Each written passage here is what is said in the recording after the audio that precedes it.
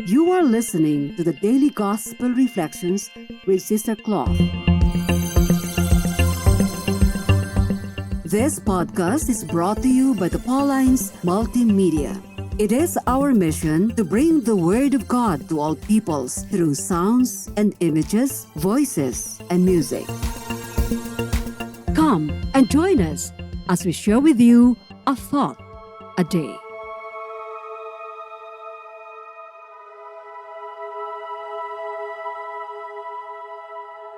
Our reading for today is lifted from the Gospel account of St. Mark, chapter 5, verses 21 to 43.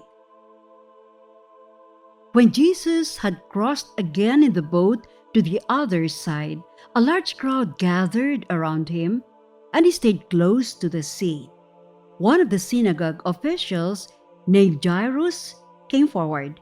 Seeing him, he fell at his feet and pleaded earnestly with him, saying, "My daughter is at the point of death. Please come lay your hands on her that she may get well and live." He went off with him, and a large crowd followed him and pressed upon him. There was a woman afflicted with hemorrhages for 12 years. She had suffered greatly at the hands of many doctors and had spent all that she had.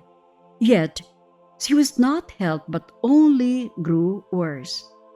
She had heard about Jesus and came up behind him in the crowd and touched his cloak.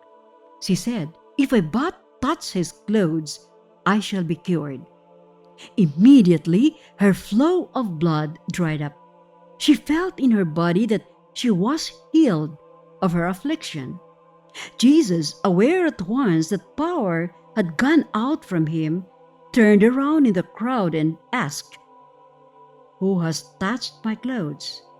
But his disciples said to him, "You see how the crowd is pressing upon you, and yet you ask, 'Who touched me?'" And he looked around to see who had done it. The woman, realizing what had happened to her, approached in fear and trembling. She fell down before Jesus and told him the whole truth. He said to her, "Daughter, your faith has saved you. Go in peace and be cured of your affliction."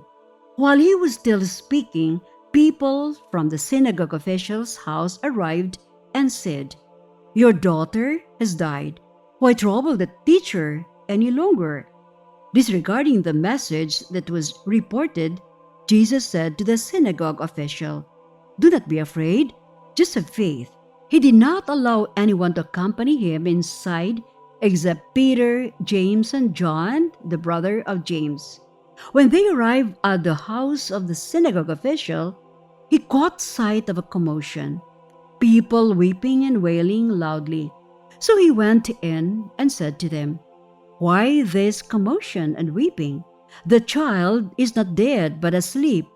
And they ridiculed him. Then he put them all out.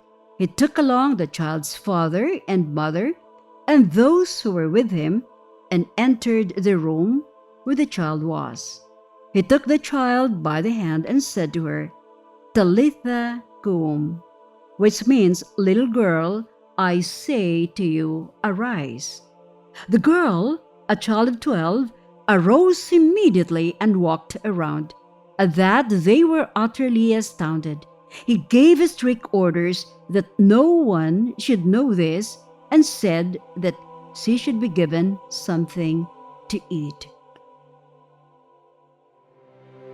A blessed day to all.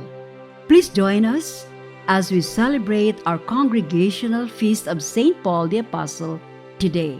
St. Paul is the patron saint of the Pauline family, advocating for the missions, writers, and publishers. For today, may I take this opportunity to introduce the composition of the Pauline family founded by Blessed James Alberione. The name Pauline refers to the Apostle Paul. As a family, we recognize St. Paul as our father and our inspiration as we strive to assimilate and live the Pauline spirit.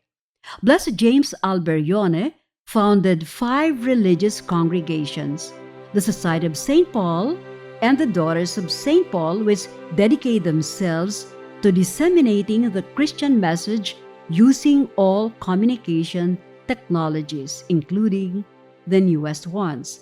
Then we have the Sisters of Jesus, the Divine Master, a contemplative branch, the Sisters of Jesus, the Good Shepherd, whose specific work is pastoral care. Finally, the 5th congregation is the Queen of the Apostles Institute, which works for vocations.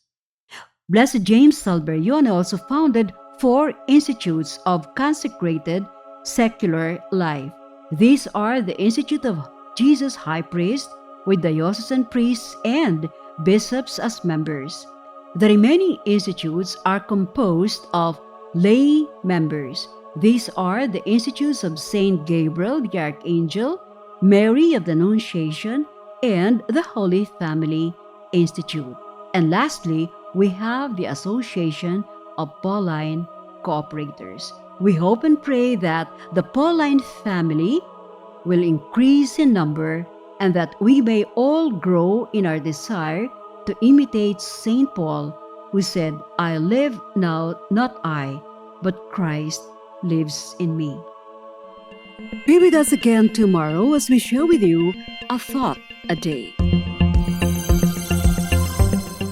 Meanwhile, you can follow us and listen to other Apple and Google podcasts on Spotify, produced by Paulines Multimedia.